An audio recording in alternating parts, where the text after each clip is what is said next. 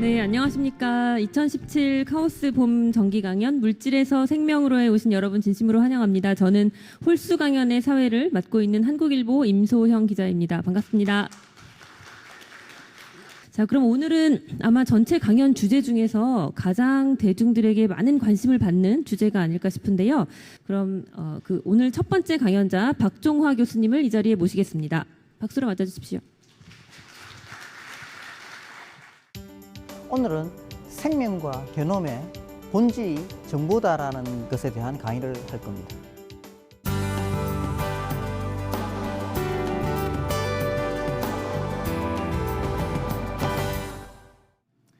제가 오늘 강의할 거 이제 결론적인 메시지를 다 드리겠습니다. 앞에. 그래서 뒤에 거는 이제 주로 분석이고, 첫 번째 메시지는 인간을 아는 것은 게놈을 잃는다는 것이다. 그래서 게놈 해독을 많이 해야 된다는 겁니다. 앞으로. 근데 한두 사람 하는 게 아니라 한국 사람 5천만 명 다 하고 많은 게 아니라 70억 명, 80억 명 모든 인간을 다 해독해야 된다는 게 제 생각입니다. 그럼 그 정밀한 모든 사람의 게놈 정보를 다 만드는 것을 간단하게 말하면 그분들의 게놈 지도를 만든다고 합니다. 그게 한 사람이든 뭐 70억 명이든 그 게놈 지도를 잘 만들면 암 치료하든지 노화 치료하든지 뭐 유전자 편집을 하든지 그런 게 가능해집니다. 그런 기술들이 가능할 때 그러면 응용 분야가 어떠냐면 아시겠지만 요즘 반도체가 안 들어가는 데가 없습니다. 여러분들 휴대폰부터 시작해가지고 전축, 자동차 모든 데 반도체 들어가 있죠. 그래서 저는 게놈은 반도체만큼이나 앞으로 굉장히 넓게 스며들어가는 그런 학문이라고 제가 항상 말을 합니다. 왜 그러냐면 고고학도 요즘은 게놈으로 합니다. 식당에 가시면 여러분의 이게 상해는지 안 상해는지는 제일 정확한 방법은요. 진짜로 제일 정확한 궁극적인 방법은 그 안에 있는 모든 박테리아의 게놈을 다 읽어버립니다. 그러면 살몬ел라가 있는지 없는지 중독되지 않다 알고요. 그 다음에 감기 바이러스가 어떤 타입인지 뭔지 만약 여러분이 여기 이제 한기국인데 한기국에다가 달아놓고 실시간으로 게놈을 다 읽어버리면 중국에서 왔는지 말레이시아에서 왔는지 홍콩 뭐 감기인지 다 알 수 있고요. 그 다음에 조류독감인지 아닌지 뭐 그런 거 알 수 있고 자동차에도 나중에 게놈 해독이 들어갈 겁니다. 그럼 자동차에서 리얼타임 실시간으로 다 읽어서 이건 이제 공기가 나쁘다. 요새 지금 중국에서 온 박테리아가 막 이게 차에 막 걸리네 안 걸리네. 그 다음에 양치질 하시면 양치질 해가지고 충치가 얼마나 지금 뭐 생기는지 안 생기는지 잇몸이 나쁠지 좋을지 다 알 수 있고요. 결혼할 때 게놈 검사하고 적성 검사, 취직할 때 게놈 검사하고 성격 검사하고 심지어는요 미국 FBI나 CIA에서는 게놈 정보만 가지고 사람 얼굴을 결혼합니다. 우리나라도 합니다 사실은. 그래서 포인트는 뭐냐면 흔적 조금만 가지고도 그거가 게놈을 해독해버리면 프런트에서 사진이 올라오는 거죠. 그 다음에 농업 앞에는 모든 농업 그 관련 그 생산성은 게놈을 잘 활용해서 편집을 하든지 해서 생산성을 올리고 식품도 안전하게 하고 더 많이 하고 환경 모니터링. 요즘 뭐 기후 온난화가 한다는데 기후 온난화를 가장 잘 할 수 있는 방법은 그 토양이나 공기 중에 있는 박테리아나 무슨 곰팡이 이런 거에 그 게놈을 해독해 버리면 정확하게 어떤 종류의 지금 이게 향기 있는지 알 수 있고요. 의료는 당연하죠. 치료하는 거. 그다음에 화학 재료 이런 거 모든 게 게놈하고 관계됩니다.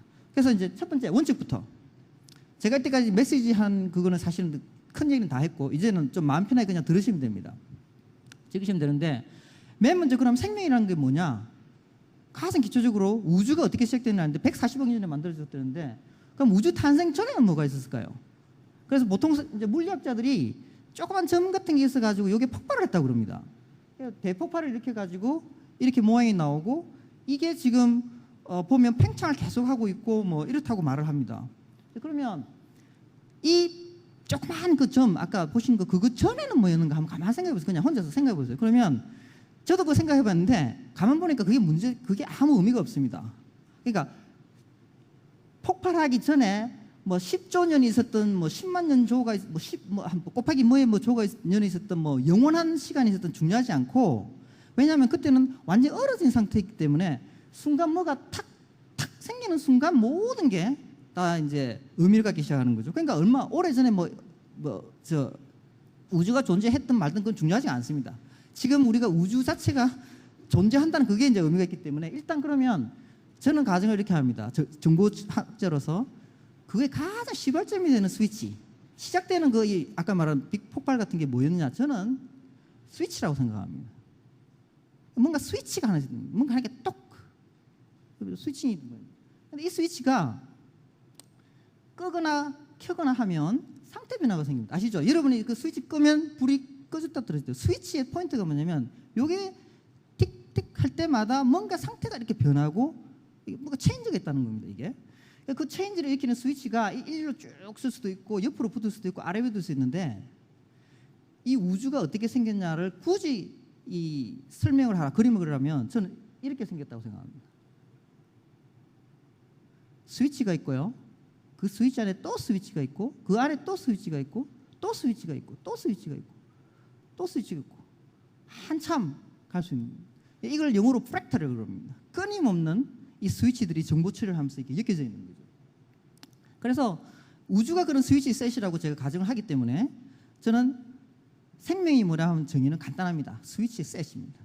그러니까 다르게 말하면 여러분들도 기분 나쁘실 수도 있겠지만 일종의 하나의 스위치의 셋입니다. 큰 복잡한 스위치의 세트입니다.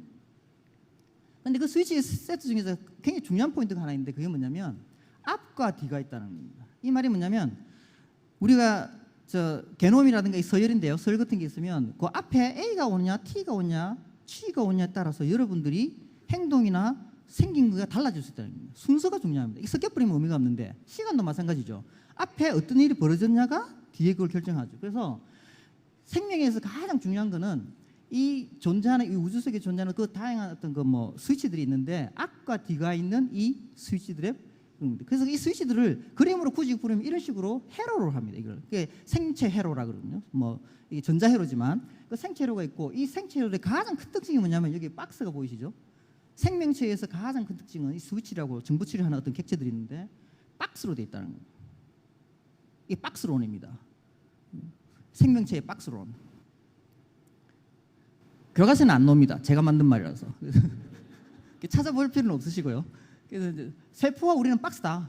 그래서 생명 개체는 상태 변화나 상태 변화 결과의 상호작용 그 무엇이 어떻게 붙들고 있는 이 박스. 여러분도 지금 앉아 계신데 뭔가 모르겠는데 여러분 지금 붙들고 있는 겁니다. 이렇게 안 흐트러지고 그죠? 순서가 이렇게 붙들고 있는 거죠.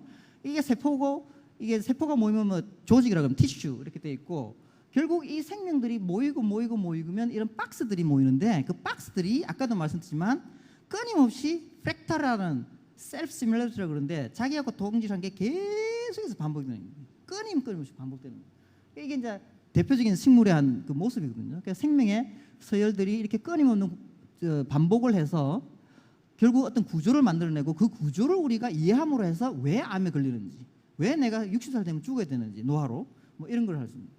자, 그러면 먼저 이제 조금 더 깊이 들어가기 전에 도대체 그러면 세포가 있고 사람이 있고 DNA 있고 게놈인데 그게 뭐야? 도대체 머릿속에 내가 어떻게 이해해야 되냐? 이것만 기억하시면 사실은 다 이해하는 겁니다. 아주 간단합니다.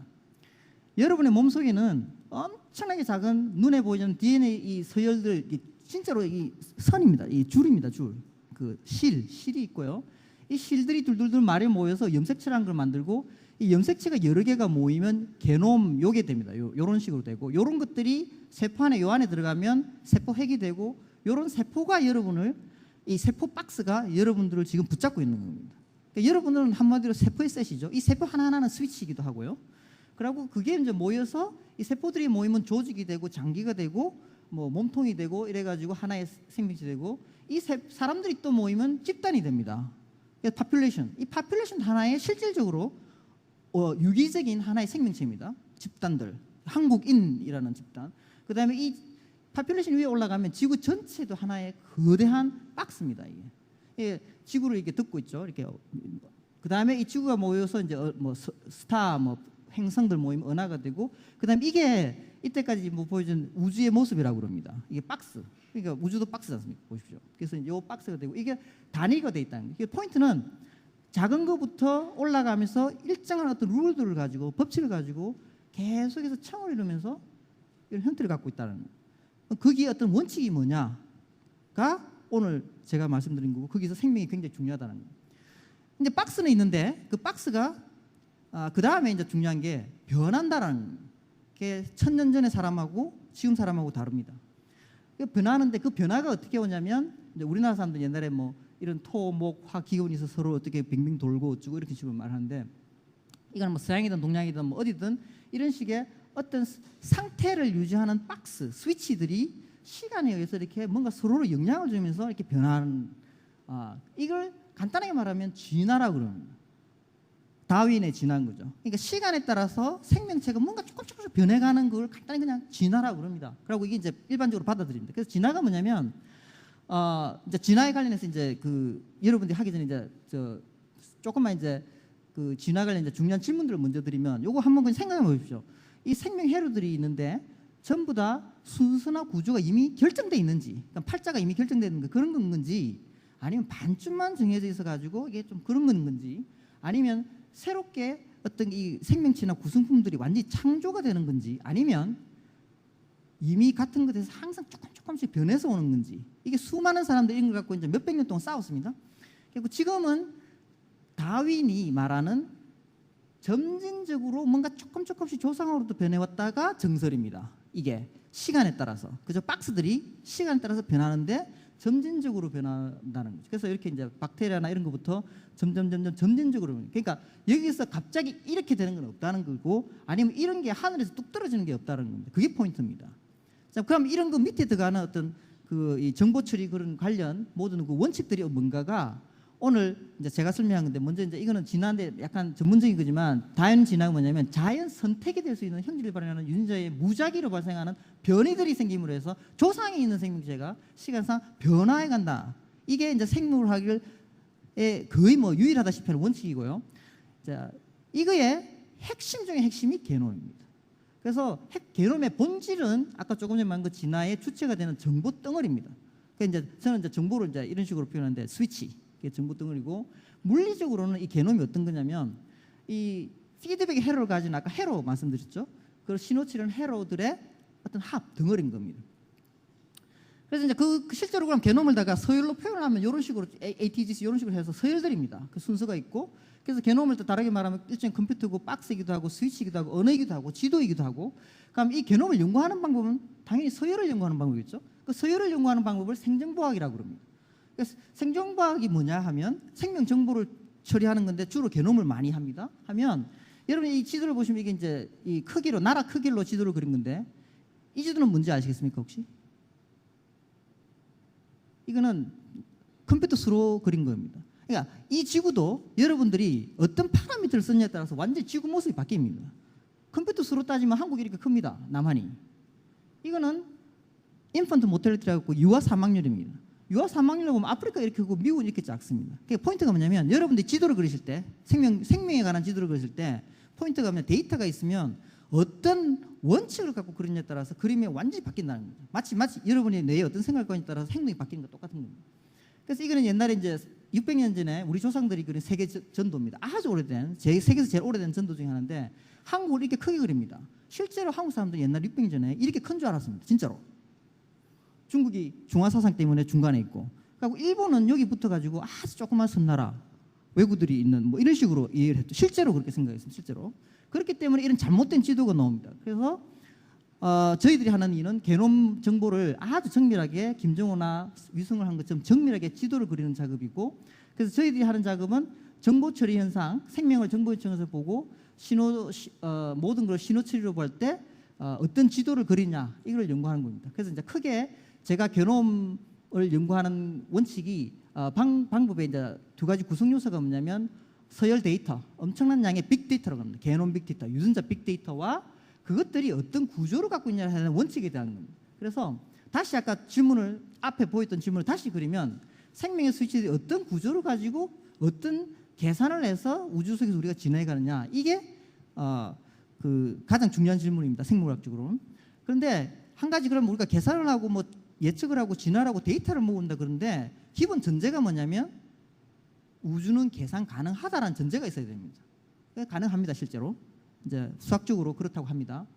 그리고 그거를 증명한 사람이 일종의 증명한 사람이 알란 투링이라는 사람이, 이 사람이 컴퓨터 발명자입니다. 케임브리지 대학의 교수고 컴퓨터를 발명했습니다. 그래서 여러분이 쓰시는 모든 휴대폰 컴퓨터는 이 사람이 발명한 거나 마찬가지입니다.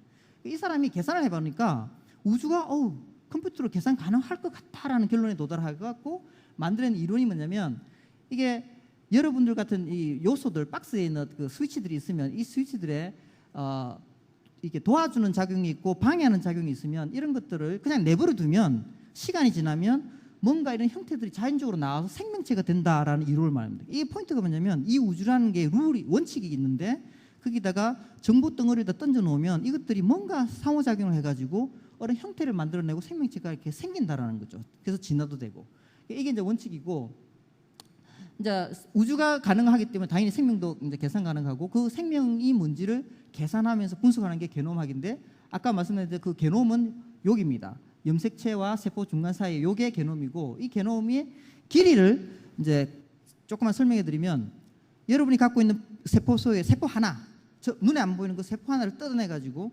이 쭉 게놈을 해독을 하면요, 줄이 한 이 정도 됩니다. 길이로는, 실제 길이로는. 그런데 요거를 그 안에 있는 하나하나 점, 그 염기라고 그러는데 30억 개 중에 한 점을 쌀알 크기로 나누면은, 쌀알 크기로 할 때는 이 길이가요, 한국 서울에서 모스크바까지 날아가는 게 6,000km인데 그 6,000km를 날아갈 때 서울에서부터 그 쌀알이 따닥따닥 붙어가지고 비행기꼴이 계속해서 12~13시간 동안 쫓아가고요, 모스크바에. 거기서 내려가지고 다시 비행기를 타고 한국에 또 오는 동안 또 다시 타닥타닥 붙어옵니다. 그러니까 그 정도로 긴 서열인 겁니다. 그 서열 안에 어떤 구조가 있고 원칙이 있고, 그 원칙을 잘 이해하면 왜 암이 생기는지를 알 수 있다는 거예요. 그러니까 결국 서열 안에 있는 정보 처리의 문제인 거죠. 이제 크기는 이렇습니다. 길이는 이렇습니다. 자, 그러면 생긴 건 어떻게 생겼느냐? 도대체 게놈이라는 게 어떻게 생겼냐? 생명이 가장 핵심적이라고 하는데 어떻게 생겼냐면 이런 식으로 생겼습니다. 제가 프랙탈이라고 그랬죠. 실제로 게놈은 3차원 구조를 갖고 있고, 이런 식으로 그걸 펴서 보면 이런 식으로 서로 상호작용하는, 이게 굉장히 일정하게 이게 패턴들을 갖고 있습니다. 이게 마치 저 컴퓨터 그 전자기판 안에 있는 그 CPU 안에 있는 이런 거하고 거의 비슷합니다. 실제로 비슷합니다. 안에 이런 식으로 패턴들을 갖고 있고, 이것들이 서로 다 연결되어 있습니다. 그래서 게놈 여기가 하나 망가지면 여기뿐만 아니라 여기도 영향을 미치고, 이런 식으로 다 이렇게 연결되어 있는 거죠. 한마디로 해서 우리 뇌같이 굉장히 연결되어 있고, 이렇게 그 신호 처리, 시그널 프로세싱, 컴퓨팅, 계산을 하는 그런 게 게놈입니다. 그럼 이제 게놈을 가지고 우리가 계산을 하고, 그러니까 생명 형성에 대해서 뭘 알고 싶을 때 게놈학 어떻게 행간해서 여러분들한테 그냥 이제 공부하는 셈 치고 딱 두 가지만 말씀드리면, 이쪽으로 있는 게 다양성의 축이고 이쪽에 있는 게 변이의 축입니다. 그럼 70억 명의 인간이 있으면 70억의 다양한 인간들이 있고요. 그 각각의 한 사람은 게놈을 갖고 있습니다. 그러면 각각이 갖고 있는 게놈 중에 한국 사람이면 눈 색깔이 이런 거 저런 거, 요런 돌연변이 저런 돌연변이 갖고 있고, 이런 사람이 70억 중에 어떤 사람은 흑인, 백인, 동양인 이렇게 되겠죠. 그러면 70억 개의 게놈을 다 갖고 오고, 각 사람들이 갖고 있는 변이와 내가 갖고 있는 눈 색깔 이런 걸 다 매칭을 해서 컴퓨터로 어떻게든 그냥 돌려버리면 뭔가 결과가 난다. 그 결과가 뭐냐면 이런 구조다. 그게 이제 생명체의 어떤 얼개인 겁니다. 아까 조금 전에 보여준 그걸 연구하는 게 되고, 이게 만약에 밝혀지면 노화니 암이 이런 것들이 이제 치료가 되는 거죠. 그래서 구조를 알게 되면 생명에 어떤 의미가 있는지 알게 되고, 또 이 게놈 안에는 과거의 역사가 다 기록이 돼 있고 앞으로 미래를 예측할 수 있는 정보도 포함되어 있습니다. 그래서 이제 우리가 수많은 연구를 합니다. 그래서 이제 그 미래를 예측하는 거 보통 우리 사주팔자 이런 거 합니다. 제가 이거 믿고 하는 건 아니지만, 사주팔자가 뭐냐면 8자만 갖다 주면 뭔가 그냥 예측을 할 수 있다. 지난 수천 년간의 사람의 이 그 생년월일을 보고 예측할 수 있다. 게놈도 그하고 약간 비슷합니다. 원리가. 단지 게놈은 8자가 아니고 그 숫자가 최소한 60에서 80억 자입니다. 그 다음에 주도 4개의 주가 아니라 46개의 염색체로 이루어집니다. 그래서 이런 염색체로 이루어진 박스들이죠. 이런 박스들이 엄청난 양의 데이터를 갖고 있고 거의 무한대의 조합이 가능합니다. 그래서 이 무한대의 조합을 가지는 걸 가지고 어떤 사람은 이 조합 때문에 색깔이 저렇고 암에 걸리고 안 걸리고, 그래서 이 엄청난 데이터를 우리가 다 모으고 그 안에는 원칙을 다 찾게 되면 미래도 예측할 수 있겠다. 그게 이제 요새 말하는 맞춤의학입니다. 여러분의 게놈만 분석하면 앞으로 5년 뒤에 위암 걸릴 확률이 5%예요, 10%예요, 50%예요. 그래서 안젤리나 졸리는 실제로 자기 유방을 절제를 했습니다. 자기 유전자를 보니까 이렇게 봤습니다. 보니까 84%로 그 유방암에 걸릴 확률이 있다고 나온 겁니다. 그래서 미리 그 예측을 해가지고 그 처리를 한 거죠. 그럼 이 우리가 게놈을 분석해서 46자, 80억자 이런 게 엄청난 양이 있는데, 그거를 갖고 와서 우리가 알고 싶은 게 뭐냐? 안젤리나 졸리처럼 내가 예측을 하고 싶을 때 뭘 알고 싶냐면 차이를 알아내는 거예요. 그러니까 오늘도 이 순간에도 여러분들 앉아 있는데 우리 이 집단에서 가장 소중하기도 하고 중요한 거는 옆에 앉아 계신 분과 내가 어떤 차이인가가 가장 소중합니다. 그 차이를 아는 순간 내가 왜 키가 큰지 작은지부터 한 모든 게 나옵니다. 그러니까 결국은 인간이 존재하는 가장 큰 이유는 서로 다르기 때문입니다. 차이가 있기 때문에, 다양성이 있기 때문에. 그래서 이 지구상에 있는 그 다양한 동식물을 보호해야 되고 뭐 자연을 보호해야 되는 이유가 그 다양성을 유지시켜야 되는 겁니다. 인간 사회도 마찬가지입니다. 여러분 전부 다 쌍둥이 똑같다고 치십시오.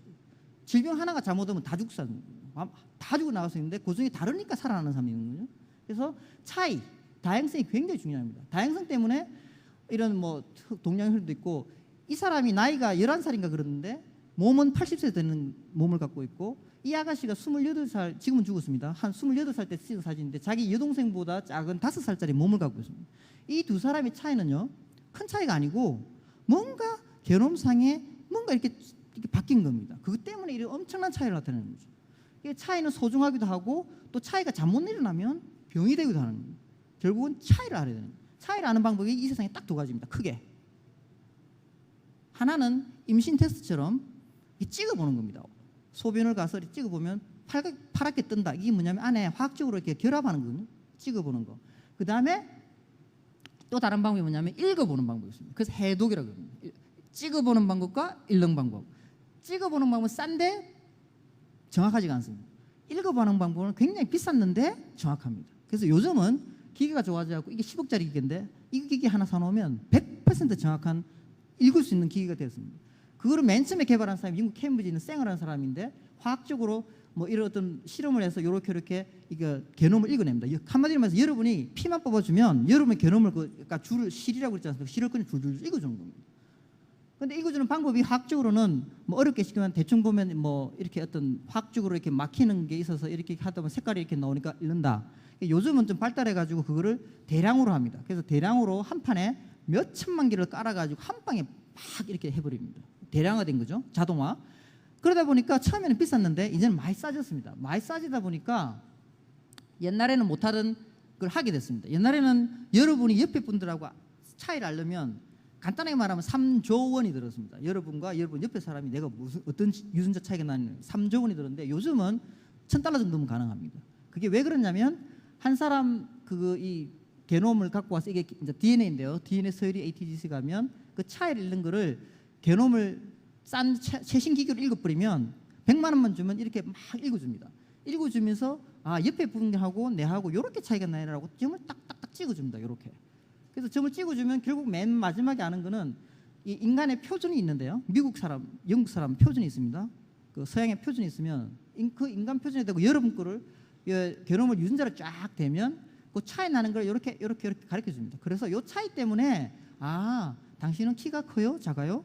뭐 암에 걸릴 확률이 높아요? 이렇게 나옵니다. 이게 실제로 게놈 한다 할 때 이겁니다. 그냥 컴퓨터를 가지고 표준이 있을 때 그 표준에다가 대보는 거. 그래서 한국인 표준도 우리가 있고요. 그래서 한국인 표준을 만들어서 40명을 가지고 우리 랩에서 이런 걸 만들어서 코레프라고 불러서 앞으로 여러분들 것도 제가 5천만 명 한국 사람 다 하는 게 제 꿈입니다. 그래서 앞으로 여러분 것도 이게 표준에 참여할 수 있도록 그렇게 할 거고, 표준이 이렇게 만들어집니다. 서열을 만들고 분석을 해서 컴퓨터로 돌려서 길게 해서 맨 마지막에 표준 개념이 이렇게 나옵니다. 그러니까 한마디로 말해서 조그만 DNA 조각부터 큰 게 이렇게 컴퓨터로 엮어서 나는 게 표준이고, 그 표준이 잘 만들어지면 응용으로 할 수 있는 게 저희들이 질병을 극복하고 궁극적으로는 노화까지도 극복할 수 있습니다.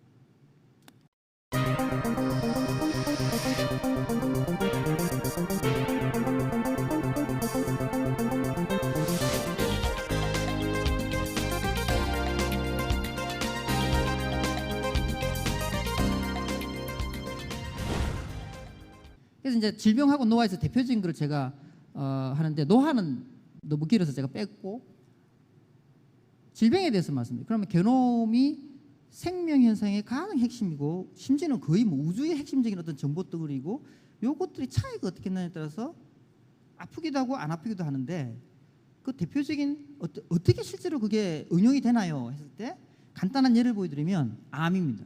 암은 게놈병입니다. 유전자병입니다. 한마디로 말해서 게놈이 뭔가 잘못되어서 그런 거예요.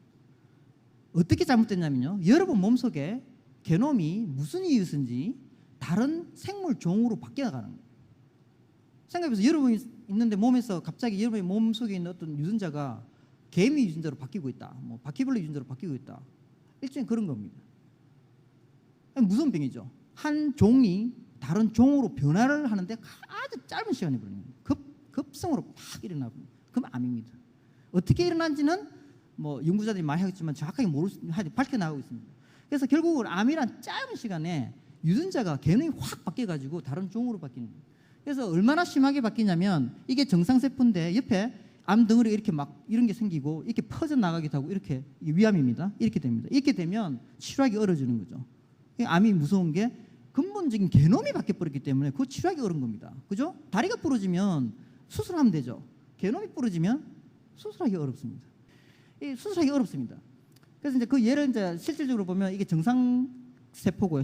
여러분 몸엔 정상적인 세포들이고 게놈이 암에 걸리면 이런 식으로 변합니다. 그럼 요거 두 개를 떼가지고 해독을 쫙 해갖고 비교를 합니다. 그러면 차이가 납니다. 그 차이가 이렇게 나오고 그 차이를 들어가 보면 실제로 그 차이가 발현을 하거나 우리 일상생활에 쓰일 때는 유전자가 아니고 단백질로 합니다. 그래서 단백질이 중요합니다. 그래서 단백질이 망가집니다. 유전자가 망가지면 단백질이 망가져서 이게 암이 됩니다. 그러면 그 단백질 중에 이런 어떤 그거 이제 칼슘 바인딩이라고 그러는데 이게 칼슘이 이렇게 망가지면서 접촉이 잘 안 되면서 이게 암화돼 가지고 막 몸속으로 파고들기 시작합니다. 결국 이제 죽는 거죠. 그래서 단백질 서열의 순서가 망가지면 이렇게 됩니다. 그다음에 또 다른 건 이제 만성개념법에서 조금 전에는 급성이었죠. 그러면 약간 이건 반농담입니다. 이게 너무 진지하게 듣지 마십시오. 그래서 반농담인데 만성개념병이 있습니다. 이게 제가 이제 많이 하는 겁니다. 제가 많이 하는 건데 어떤 병이냐면 호랑이병이 있습니다.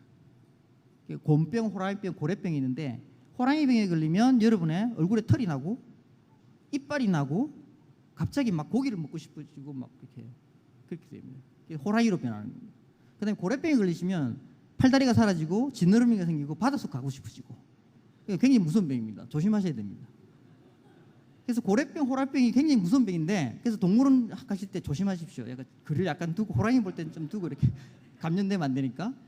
근데 이 호랑이병, 고래병은 걸리는 시간이 10년, 20년이 아니고 5천만 년에 걸쳐서 걸립니다. 여러분이 호랑이병에 걸려서 호랑이가 되려면 한 5천만 년 보통 걸립니다. 자연 상태에서. 그래서 이제 결국 그것도 병이니까 우리 조상들이 이걸 놨었죠. 아시지만 우리 조상들은 동굴에 가다 놓고 마늘하고 쑥을 줘서 곰과 호랑이를 게놈 엔지니어링을 해가지고요. 게놈 공학을 써서 3개월 만에 사람으로 바꿨습니다. 우리 민족은 원래 게놈 잘하는 민족으로 이렇게 이미 그렇게 되어 있습니다. 그래서 그러면 호랑이병을 고쳐야 되니까 일단 호랑이병을 고치려면 뭘 해야 됩니까? 호랑이 게놈을 봐야 됩니다. 사람 게놈을. 그럼 사람 게놈하고 호랑이 게놈을 잘 보면 차이가 나겠죠. 그 차이를 요래 바꿔주면 호랑이가 사람이 되거나 사람이 호랑이가 되겠죠. 그죠? 그래서 그거를 연구를 한 겁니다. 제가.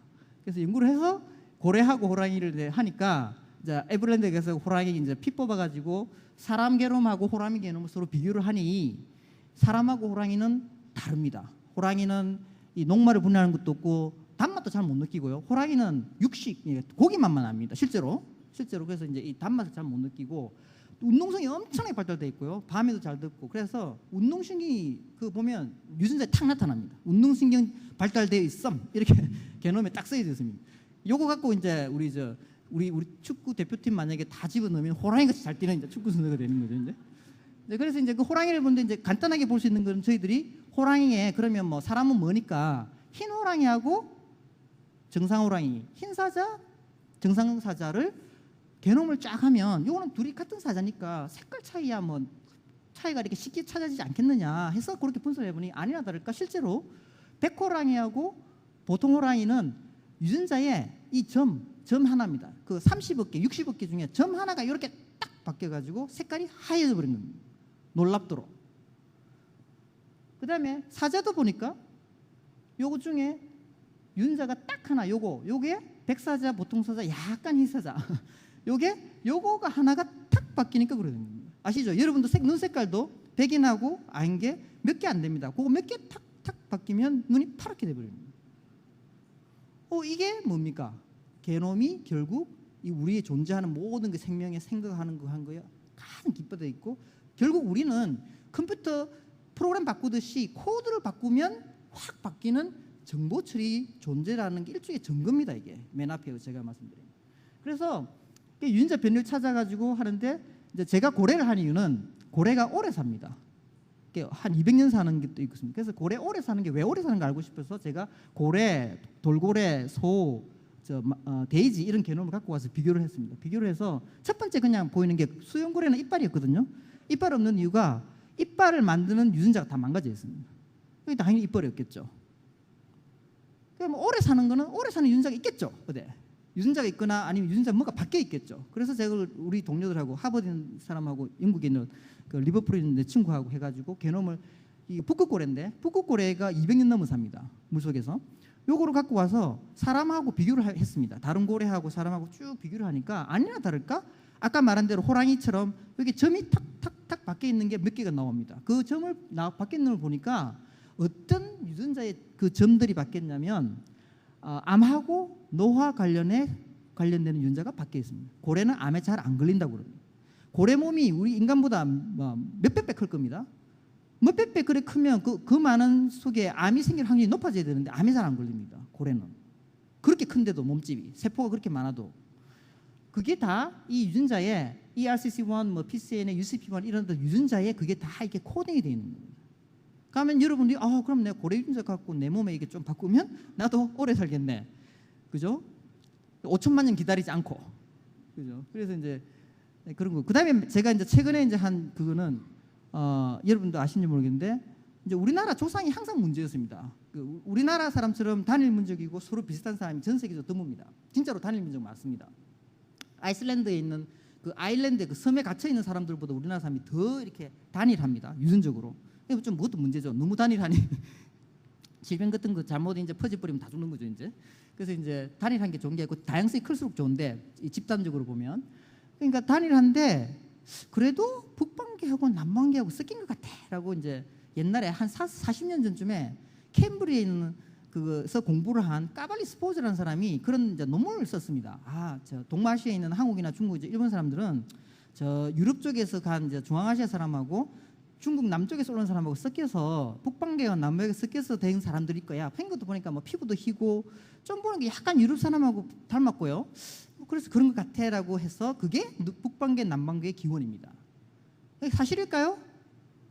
그래서 이제 대부분 이제 사실이라고 생각하고 하는데 우리가 이제 사실인지 아닌지 제가 이제 연구를 좀 했습니다. 제가 관심이 있어서 이게 이제 9,000년 전에 저 우리 옛날 부곡전이 저 우리 두만강 넘어 블라디보스토크 위에 있는 그게 어때 동굴에서 나온 직물인데 9,000년 된 직물입니다. 이게 그러니까 10,000년 전쯤에 누가 직물을 만든 겁니다. 기계로 손으로 만든 게 아니고 기계로 만들었습니다. 이게 털을 만들어 가지고 그 동굴이 여기입니다. 이걸 악마의 문 동굴이라고 그럽니다. 이 소련 사람들이 그 안에서 나온 뼈가 이렇습니다. 이 뼈를 딱 보면 조금 아는 사람은 이거는 동양인 뼈네 이렇게 됩니다.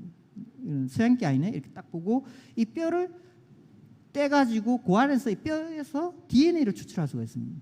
그러니까 8,000년이 돼도 DNA는 간직됩니다. 40만 년이 지나도 DNA는 안에 간직되어 있습니다. 한마디로 말해서 여러분의 족보가 뼛속에 다 들어가 있습니다.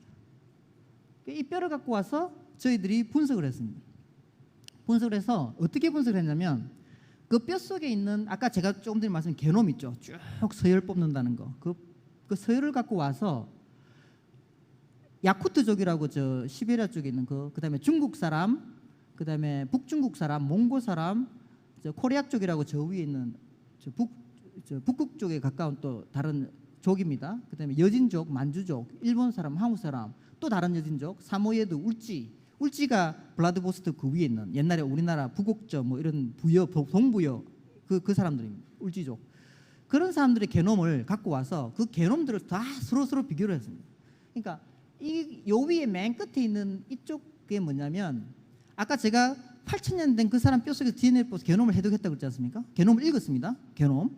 여러분 것처럼 뼛속에서 나온 걸 갖고 읽었고 내게 있고 그죠? 여러분 게 있고 그거를 비교를 한 겁니다. 비교를 하니까 한국 사람 거하고 그 고대인 거하고 그걸 상대적으로 보니까 중국 사람보다도 훨씬 우리나라 사람은 그 고대인에 가까운 겁니다.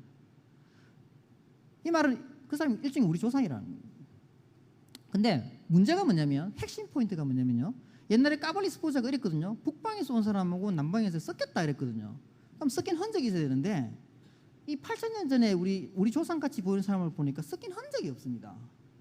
그리고 그 8,000년 그 사람하고 지금 현재 여러분들하고 보면 연속성이 있습니다. 이 말이 뭐냐면 8,000년 전에나 3만 년 전에나 이 우리나라는 남방에서 계속 줄기차게 올라온 그 베트남계 중국계 사람들이 계속해서 그 농업혁명도 일으키고 기술도 이전하면서 계속해서 퍼져나갔고 그 과정에서 전쟁을 통해서 서양인들이 북아메리카 원주민을 다 죽였듯이 그런 게 아니라 유전적으로 확 뒤집힌 게 아니라 연속성을 갖고 있습니다. 이게 뭐냐면 큰 전쟁 없이 계속해서 서로 그 자리를 유지하면서 계속해서 이렇게 왔다는 거예요. 이 말이 뭐냐면 소위 말하는 북방계가 없다는 겁니다. 오히려요. 거꾸로 제가 여기는 안 나와 있는데 이 한국 사람하고 고대 개념을 다 분석해 보면 어떤 일이 벌어졌냐면 3만에서 3만 5천 전쯤에 오히려 베트남, 중국, 한국 이쪽을 거치는 아시아족들이 유럽 쪽, 북극, 남아메리카, 그 북아메리카를 다 한번 덮었습니다. 오히려 그래 갔다가 오히려 빙하기가 오고 왔다 갔다 하니까 이렇게 옆으로 오히려 축소되면서 이렇게 이제 약간 갔다가 후퇴하는 그런 겁니다. 그러니까 후퇴한 거지 그쪽 사람들이 와서 우리하고 섞인 게 아닌 겁니다. 그래서 이제 이 결과의 포인트는 뭐냐면 이 악마문 동굴에 있는 이 사람이 한국 사람, 일본 사람하고 거의 같은 족이고 여기 있는 이를 중심으로 해서 이 베트남, 중국, 한국을 아우르는 이 굉장히 넓은 지역에 이게 전부 다 아시아 사람들이 쫙 깔려 있었다는 거고요. 그래서 다시 그 인류의 일동경로를 보면 한 10만 년에서 7만 년 전쯤에 우리 조상들이 넘어옵니다. 흑인들입니다. 새카만 흑인들, 머리도 고실고실한 흑인들이 넘어와가지고 인도를 거쳐서 왔다가 이쪽에서 베트남이나 이 순다만이라 그러는데 이 큰 땅덩어리에서 한 몇만 년 계속해서 번창을 합니다. 그러다가 빙하기가 왔다 갔다 하니까 올라갔다 내려갔다 올라갔다 하다가 한 만에서 15,000년 전쯤에 농업혁명이 일어납니다. 쌀, 뭐 가축화 이런 것들이 일어나면서 대폭발적인 인구 폭발이 대대적인 폭발이 일어나가지고 계속해서 북쪽으로 올라와가지고 이게 넘어가서 저 에스키모 이런 사람 북극 저 핀란드 이쪽 다 넘어가고 저 남아메리카 넘어가고 그 다음에 한국에도 넘어와 있었습니다. 넘어와 있었는데 그 다음에 계속해서 넘어오죠, 그죠? 몽고계도 오고 뭐 하는데 이 사람들이 다 남방계라는 겁니다. 그러니까 북방계는 처음부터 있지도 않았고 계속해서 이쪽에서 확대해 나간 그런. 오늘 저 이게 마지막 슬라이드인데요. 그래서 메시지가 뭐냐면요. 결국 우리가 물질에서 생명이고 여러분이 된 겁니다. 복잡한 생각을 하는. 이게 가장 근본적인 핵심적인 본질이 뭐냐면 정보입니다. 정보. 그 정보를 저장하는 거는 DNA든 뭐 RNA든 뭐든 외계에 있는 뭐든 상관없습니다. 그래서 이 물질의 존재 이게 정보를 통해서 있고 그다음에 이 정보의 다양성이 스위치가 일어나는 뭔가 다르게 차이가 나 이게 의미를 줍니다. 저희들한테. 그래서 다양한 그래서 사회의 다양성도 중요하고 다른 사람 입장을 존경하는 것도 중요하고 그게 민주주의죠. 왜 민주화 이런 게 이제 의미가 있냐면 다양성을 인정해 주는 그런 거거든요. 그래서 이런 어떤 다양성의 정보를 저희들이 게놈 빅데이터라 그래서 이걸 발견하고 이 엄청난 양의 빅데이터, 게놈 빅데이터 여러분들이 세금 내시는데 국가에다가 그거 다 제가 돈 받아서 연구하는데 그런 것들을 해서 과거 아까 그 8,000년 된 고대인 게놈 그죠? 과거를 아는 거죠. 아 우리 조상이 진짜 이랬구나.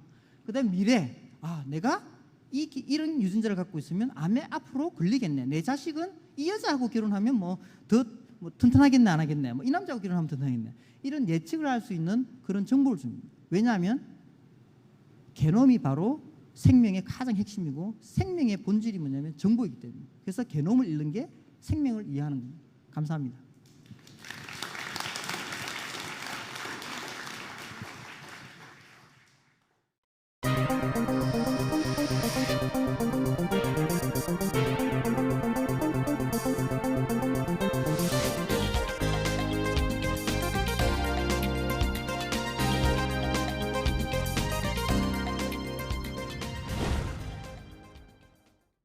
다음 주 마지막 강연에는 요즘 화제가 되고 있는 주제를 준비를 했다고 하는데요. 카이스트에서 신의철 교수님께서 나오셔서 이상한 나라의 바이러스를 주제로 강연을 하실 예정입니다. 백신의 안전성에 대해서 아마 특히 엄마들 많은 관심을 갖고 계실 텐데 다음 주에는 바이러스랑 백신, 면역 뭐 이런 내용들을 다룰 예정이라서 굉장히 도움이 많이 될 것 같습니다. 패널은 장준, 김성한 교수님이 참석하실 예정이시고요.